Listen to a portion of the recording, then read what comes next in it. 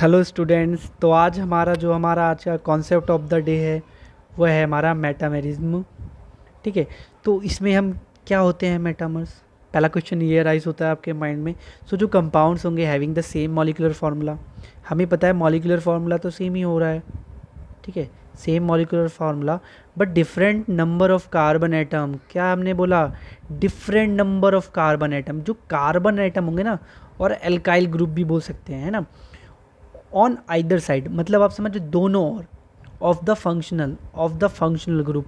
मतलब functional group की दोनों ओर हमें क्या देखना है? देखना है कि उसमें एल्काइल या कार्बन चेन का चेंज आ रहा है क्या। तो वो वहाँ पर क्या होगा हमारा, वो हमारे एक दूसरे के क्या होंगे, वो मेटामर्स होंगे। ठीक है। तो एग्जाम्पल से शुरू करता हूँ, हमेशा की तरह एग्जाम्पल देता हूँ, उसके बाद आपको क्लियर कराता हूँ कि हाँ ये है इस डेफिनेशन का मतलब, जो कि बहुत आसान है। ठीक है। तो एक सिंपल सा एग्जाम्पल लेता हूँ। इसका क्या एग्जाम्पल हमारा बनेगा, इसको हम अपने इस वाले पेन से करते हैं। सिंपल आप ये देखिए, ये समझाना मेरे लिए बहुत आसान होगा और आपके लिए समझना भी, क्योंकि ये बहुत इजी है। ठीक है। ये आप देखिए, इसमें हमारा जो बीच वाला आप देख रहे हैं, ये हमारा क्या है, क्या है ये हमारा हमारा ईथर है ये हमारा। अब ईथर के इस साइड देखिए आप, इस साइड अगर हम इस साइड जाते हैं तो यहाँ पर हमारे कितने कार्बन है? एक कार्बन, और ये दो कार्बन है, यानी कि हमारे इस साइड दो कार्बन है। इस ग्रुप के अगर हम राइट साइड पे जाते हैं, इस ग्रुप के अगर हम राइट साइड पे जाते हैं दो है, और अगर हम लेफ्ट में जाते हैं तो कितने हैं? यहाँ पर भी हमारे दो हैं। ठीक है, 1 और 2। ठीक है, मैं नंबरिंग सिर्फ काउंट करने के लिए कर रहा हूँ। तो ये हमारे दो इस साइड भी हैं। पर इसका जो मेटाफर होगा ना, उसमें क्या होगा कि अगर हम क्या करें, इसका एक ये जो उठा के ना इधर शिफ्ट कर देते हैं, या फिर हम क्या कर सकते हैं, इसको उठा के इधर करें या इस वाले को उठा के इस साइड शिफ्ट कर देते हैं। तो इस टाइप का जो बनेगा ना, उसका इसका जो मेटाफर, बीच में ऑक्सीजन सेम ही रहेगा। ठीक है, ऑक्सीजन हमारा जो है सेम जगह पर लगाओ, है ना। इस साइड अगर CH3 था, अगर हम इस साइड का जंप कराते हैं, इस साइड सपोज करो, तो अपना कैसा बनेगा, एक चला गया इस साइड, तो हमारे इस साइड अब कितने हो जाएंगे, 3 हो जाएंगे। तो हम कैसे बनाएंगे, CH3 CH2 CH2। तो अब देखिए आप, अब हमारे इस साइड जो था ना बीच में, ठीक है, तो आप ये देख सकते हैं। अब इसमें देखिए नंबर ऑफ, अब इस साइड आप देख रहे हैं, अब इस साइड कितने हमारे कार्बन हो गए, 3 कार्बन हो गए, और इस साइड हमारे अब कितने कार्बन बचा, एक ही बचा। ठीक है टोटल 4 ही। पर जो फंक्शनल ग्रुप हमारा है ना, ये जो फंक्शनल ग्रुप है, जैसे हमारा ये ईथर है ना, तो वो आपको एग्जाम में कोई और दे देगा फंक्शनल ग्रुप। उस फंक्शनल ग्रुप को पकड़ो, उसके राइट हैंड साइड पे जाओ, देखो नंबर ऑफ कार्बन, फिर लेफ्ट हैंड साइड पे जाओ, और उन दोनों में से किसी एक कार्बन को इधर उधर शिफ्ट कर दो।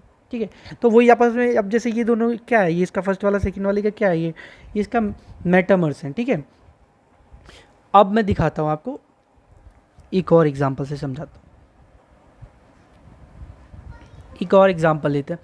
लेट्स सपोज, सेकेंड एग्जांपल हम लेते हैं। अगर एक CH3, ठीक है,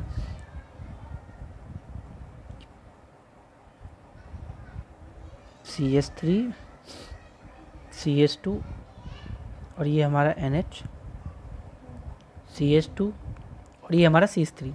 अब आप देखिए, अगर मैं ये वाला हमारा जो फंक्शनल ग्रुप है ना, इसके इस साइड कितने कार्बन है हमें पता है, 2 है, 1 2। और अगर हम इस साइड देखते हैं कितने कार्बन है, 1 2।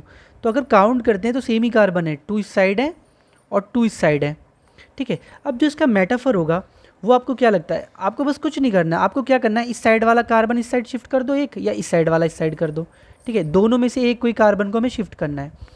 तो इसका मेटाफर आप बहुत ईजिली से लिख पाएंगे। ये एक काम करते हैं, ये वाला जो कार्बन है, ये वाला कार्बन, इसको हम उठा के अगर इस साइड शिफ्ट कर देंगे, तो हमारा इसका मेटाफर कैसा बनेगा, यहाँ हमें 3 कार्बन ड्रॉ करने, 1, ये हमारा सेकेंड, और ये हमारा थर्ड, और ये हमारा जो ग्रुप था फंक्शनल वो लगा हुआ है।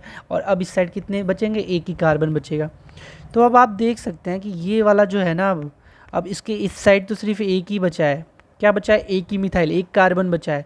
बट जो कार्बन, नंबर ऑफ कार्बन है, अकॉर्डिंग टू डेफिनेशन आपने देखी थी कि मिथाइल का शिफ्ट होना या चेंजेस आना किस में, नंबर ऑफ कार्बन्स में। तो अब इस साइड कितने कार्बन्स आ गए, वो 3 कार्बन्स आ गए हैं। ठीक है, तो ये क्या है, ये मेटामर्स हैं, है ना। इस टाइप का जब रिलेशन आप देखेंगे ना, तो वो क्या होंगे, हमारे मेटामर्स, है ना। तो एक और एग्जांपल आपको समझाता हूँ, क्योंकि ये बहुत स्ट्रेट फॉरवर्ड टाइप के एग्जांपल्स थे। एक और आपको देता हूँ, वैसे इसके एग्जांपल्स बहुत इजी हैं, मुझे नहीं लगता आपको कोई भी दिक्कत आएगी ऐसे क्वेश्चन सॉल्व करने में। एक थर्ड एग्जांपल लेता हूँ, ठीक है। लेट्स सी कि हमारे पास एक एग्जांपल है CS3 using same pen CS3, और इस बार हम लोग क्या करेंगे, इस बार जो हम ग्रुप ले रहे हैं ना थोड़ा हट के लेते हैं, हम एमाइड ले रहे हैं, ठीक है। इसको मैं ऐसे CS3 लिख देता हूँ ताकि आपको और अंडरस्टूड लगे, ठीक है। अब हम क्या ले रहे हैं, एमाइड ले रहे हैं। एमाइड का आपको पता है कौन सा होता है ग्रुप, ठीक है। अब आप ये देखिए, अगर हम एमाइड्स ले रहे हैं तो इसके जो साइड में कितने कार्बन्स हैं, अगर इसके इस साइड जाएंगे तो हमारे कितने कार्बन्स हैं, हमारे सिर्फ 2 कार्बन है, ठीक है। और इस साइड जा रहे हैं तो कितने कार्बन है, 2 कार्बन है, ठीक है। अब क्या करना है, सेम ही करना है हमको, एक कार्बन को उठा के इस साइड कर देना है ना, और या फिर इस साइड वाले को इस साइड कर देना है, दोनों में से किसी एक को फॉलो करना है, ठीक है। तो हम क्या करेंगे, इस बार हम लोग इसी को उठा के जनरली कर रहे हैं तो ताकि आपको समझ में आए इसी को कर देते हैं, ठीक है। अगर इस बार चाहें तो आप इसको भी कर सकते हैं, तो दोनों तरीके से मैं बना के आपको दिखा दूंगा सॉरी, ठीक है। तो हमारा क्या बनेगा, इससे बनने वाला जो कंपाउंड होगा, एक हम लेते हैं, ये हमारा जब इधर शिफ्ट होगा तो क्या इधर हमारे कितने, 2 थे तो 3 कार्बन हो जाएंगे, 1 2, और ये थर्ड कार्बन।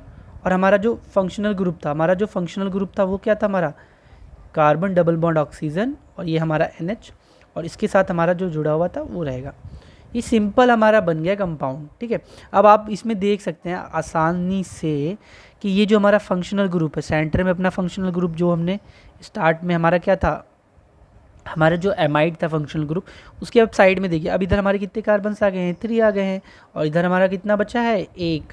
तो किसका चेंज हुआ, एक मिथाइल का शिफ्ट हुआ है, ठीक है। एक मिथाइल का शिफ्ट बोल सकते हैं, या फिर नंबर ऑफ कार्बन का चेंजेस हो रहा है, ठीक है। आई होप आपको ये बिल्कुल क्लियर हो गया होगा। इसमें मैं और ज़्यादा एग्जांपल्स नहीं कराऊंगा क्योंकि ये इतना टफ नहीं है, ठीक है। जब एक बार मैं पूरा कर लूँगा सारे, तब मैं उसके बाद एग्जांपल्स कराता हूँ। तो मैं नोट करके एक चीज़ आप लोग लिख लीजिए, ठीक है। अभी तक हम लोगों ने क्या क्या देखा है, अभी हमने क्या देखा, हमने देखा चेन आइसोमर्स। अभी तक हमने जितने भी 4-5 लेक्चर्स में पढ़ा, चेन आइसोमर्स के बारे में पढ़ा हमने। उसके बाद क्या पढ़ा था, हमने उसके बाद पोजिशनल पढ़ा था आइसोमर्स के बारे में। थर्ड नंबर पे हमने फंक्शनल आइसोमर्स के बारे में पढ़ा था सॉरी, ठीक है। और फोर्थ आज हमने किसके बारे में देखा, मेटामर्स के बारे में। तो बेसिक हमें चारों के बारे में पता। चेन में क्या होता था कि चेन जो थी, नंबर ऑफ कार्बन एटम की जो मिथाइल वगैरह थे उनकी कैसे हमें उसके डिफरेंट अरेंजमेंट होते थे वो देखा था हमने, है ना। चेन में ही हमने बेसिकली देखा था, ठीक है। पोजीशन में हमने पाई बॉन्ड की पोजीशन देखी, या फंक्शनल कोई ग्रुप है उसकी पोजीशन चेंज हो रही है, ठीक है। और हमने फंक्शनल में देखा कि दोनों में जो फंक्शनल ग्रुप्स हैं ना वो चेंज है। एक में अगर अल्कोहल है तो दूसरे में ईथर है, मतलब फंक्शन का चेंज हो रहा है उसमें, ठीक है, वो आइसोमर्स में। और मेटावर्स में हमने देखा कि मिथाइल शिफ्ट होता है, एक बिल्कुल मतलब जो हमारा बीच सेंटर में अगर हमारा फंक्शनल ग्रुप है तो उसके साइड में या तो नंबर ऑफ कार्बन चेन का इधर उधर से शिफ्ट होना है, या फिर हमारा मिथाइल ग्रुप का शिफ्ट होना है, ठीक है। ये आपको बिल्कुल बेसिकली समझ में आया होगा। अब इनके हमने ये भी देखा था कि हमारी फिजिकल जो प्रॉपर्टीज़ होती है ना, फिजिकल और केमिकल प्रॉपर्टीज़, ठीक है। फिजिकल एंड केमिकल प्रॉपर्टीज़ हमें पता है। फिजिकल जो प्रॉपर्टीज़ थी ना, जो चैन आइसोमर्स में थी, ठीक है, फिजिकल जो प्रॉपर्टीज़ थी चैन में, फिजिकल तो चेंज हो रही थी बट केमिकल नहीं हो रही थी। इसमें भी सेम ही हो रहा था, फिजिकल चेंज हो रही थी, केमिकल नहीं हो रही थी, ठीक है। पर अगर हम इन दोनों की बात करें, इसमें आप लोगों ने देखा था, ठीक है, ये आपके लिए मतलब पूरा क्लियर हो जाएगा उसके बाद। अब हमने इसमें क्या देखा था, हमारा जो फंक्शन था उसमें हमारे फिजिकल तो चेंज हो ही रही थी, उसके साथ साथ हमारी केमिकल प्रॉपर्टीज़ भी चेंज हो रही थी।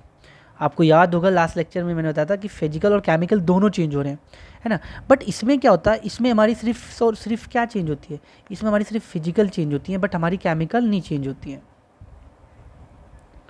जो हमारी केमिकल प्रॉपर्टीज़ हैं वो चेंज नहीं होती हैं। ऐसा क्यों, हमें कैसे पता लगेगा। वैसे तो सिर्फ एक ही में चेंज हो रहा है, आप चाहो तो याद रखने के लिए रख सकते हो, बट मैं आपको एक जनरली ट्रिक बताता हूँ या फिर एक तरीका बताता हूँ जिससे आप याद रखेंगे, है ना। एक नॉलेज की बात आपको पता होना चाहिए कि जो हमारा ग्रुप होता है ना, कोई भी, लेट सपोज मैं ऐसे आपको समझाता हूँ, जो हमारी चैन होती है ना, चैन, और उसमें एक फंक्शनल ग्रुप होता है, हम अल्कोहल ले लेते हैं सॉरी।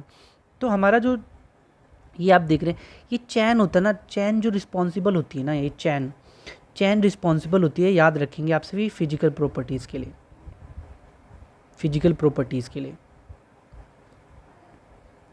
तो आज से आप याद रखेंगे जिसमें चैन वगैरह का चेंजेस आ रहा है ना, तो उसमें फिजिकल प्रॉपर्टीज़ चेंज होगी, जैसा कि हमने चैन आइसोमर्स में देखा, हमारा पोजिशनल में देखा, ठीक है। अगर चेंज आ रहा है ना इनमें, है ना, फंक्शनल अगर ग्रुप दोनों में सेम है पर पोजीशंस चेंज हो रही हैं, तो उसकी वजह से जो चेंजेस आएंगे वो फिजिकल प्रॉपर्टीज़ में आएंगे।